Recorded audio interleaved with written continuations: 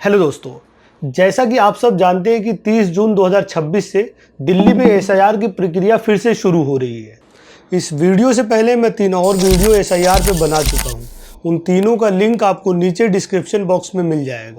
पहले पार्ट में मैंने बताया है कि आप अपना या अपनी फैमिली का नाम कैसे पिछले एसआईआर लिस्ट में से ढूंढ सकते हैं। दूसरे पार्ट में मैंने बताया है कि आप करंट वोटर लिस्ट में अपना नाम कैसे चेक कर सकते हैं या अपने वोटर आईडी को कैसे डाउनलोड कर सकते हैं। तीसरे पार्ट में मैंने बताया है कि आप एक ऐप के थ्रू कैसे अपने बीएलओ को फाइंड कर सकते हैं और उनके साथ आप कॉल बुक कैसे कर सकते हैं। और इस पार्ट में यानी कि वीडियो के 4th पार्ट में मैंने बताया है कि आप बिना गलती के कैसे खुद से अपना एसआईआर फॉर्म भर सकते हैं। आगे मैं आपको ये भी बताऊंगा कि एसआईआर फॉर्म भरने के बाद जब ड्राफ्ट आएगा यानी कि एसआईआर की जो लिस्ट आएगी, अगर उसमें आपका नाम नहीं आता है या इलेक्शन कमीशन आपको नोटिस इशू कर देता है तो उस केस में आपको क्या करना होगा।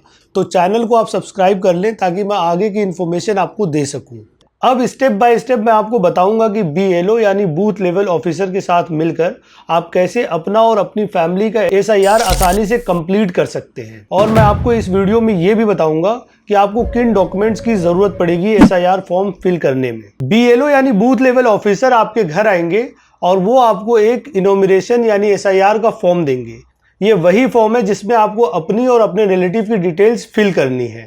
आपको फॉर्म भरना है और फॉर्म भरने के बाद बीएलओ को वापस करना है। फिर बीएलओ आपको एक एक्नॉलेजमेंट देगा या फिर उसी फॉर्म की कॉपी साइन करके देगा। अगर बीएलओ आपके घर आते हैं और आपका घर लॉक मिलता है तो वो आपके घर के किसी अडल्ट को आपका फॉर्म देकर जाएंगे। और अगर कोई नहीं मिलता है, घर पे घर लॉक मिलता है, तो वो डोर के नीचे से आपका फॉर्म आपके घर के अंदर पुश कर देंगे। सेल्फ इनोमिनेशन यानी एसआईआर का फॉर्म आप खुद भी भर सकते हैं। आप अपने मोबाइल फोन में ईसीआई नेट ऐप डाउनलोड कर लें। ये ऐप एंड्रॉइड और एप्पल दोनों पर अवेलेबल है। एसआईआर फॉर्म कुछ इस तरीके का होगा जो आपके स्क्रीन पे इस टाइम दिख रहा है। इसमें सबसे ऊपर 5 कॉलम्स होंगे। इन 5 कॉलम्स के ऊपर आपको लिखा दिख रहा होगा बीएलओ का नाम और उनका कॉन्टैक्ट नंबर। पहले कॉलम में आपको अपना एड्रेस प्री फिल्ड मिलेगा। दूसरे कॉलम में आपके वोटर आईडी कार्ड का serial number, part number, name और स्टेट प्री फिल्ड होगा। तीसरे कॉलम में एक क्यूआर कोड होगा। चौथे कॉलम में आपकी ओल्ड फोटो होगी जो आपने वोटर आईडी कार्ड बनवाते टाइम दिया होगा। 5वें कॉलम में यानी यहाँ पर आपको अपनी नई फोटो पेस्ट करनी होगी। अब यहाँ पर आपको 2 कॉलम दिख रहे होंगे।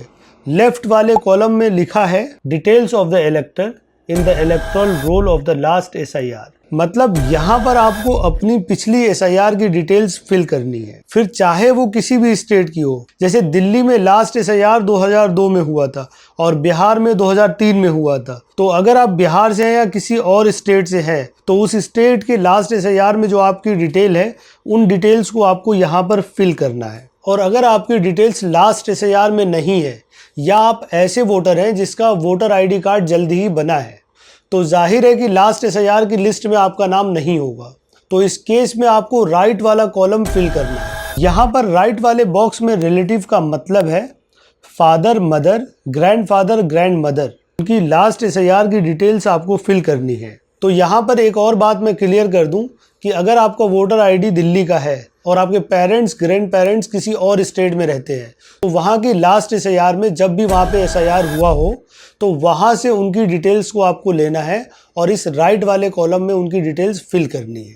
यहाँ पर लोगों को बहुत कन्फ्यूज़न है एसी नेम और एसी नंबर में। तो एसी नेम का मतलब है असेंबली कॉन्स्टिट्यूएंसी यानी विधानसभा का नाम, और एसी नंबर का मतलब है असेंबली कॉन्स्टिट्यूएंसी नंबर यानी विधानसभा का नंबर। अब जैसे मैं ओखला में रहता हूँ तो मेरी असेंबली कॉन्स्टिट्यूएंसी का नाम है ओखला और असेंबली कॉन्स्टिट्यूएंसी का नंबर है 54। तो ये सारी चीज़ें आपके वोटर आईडी कार्ड में लिखा होगा।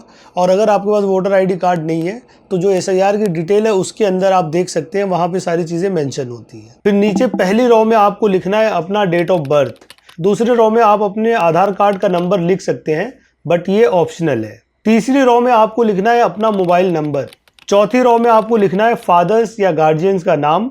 5वीं रो में आपको लिखना है एपिक नंबर अगर अवेलेबल है तो।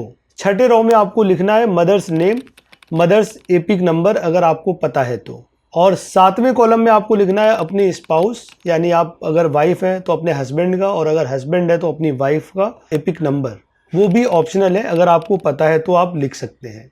अब इस वीडियो के पहले वाले पार्ट में यानी कि एसआईआर के एसेंशियल डॉक्यूमेंट्स वाले वीडियो में मैंने आपको ये बताया था कि ये सारी डिटेल्स आप कहाँ से फाइंड कर सकते हैं। अगर आपने वो वाली वीडियो नहीं देखी है तो पहले आप उस वाली वीडियो को देख लीजिए और अपने सारे जो है वो डॉक्यूमेंट्स कलेक्ट कर लीजिए और फिर आप इस फॉर्म को आसानी से भर सकते हैं। तो यहाँ पर आपको दिख रहा होगा सिग्नेचर या थंब लगाकर आपको ये फॉर्म तैयार रखना है और जब बीएलओ आएंगे तो वो आपसे ये फॉर्म ले लेंगे और आपको इसकी कॉपी या फिर इसका एक्नॉलेजमेंट साइन कर दे देंगे। अब यहाँ पर एसआईआर से रिलेटेड एक इम्पॉर्टेंट बात बतानी है।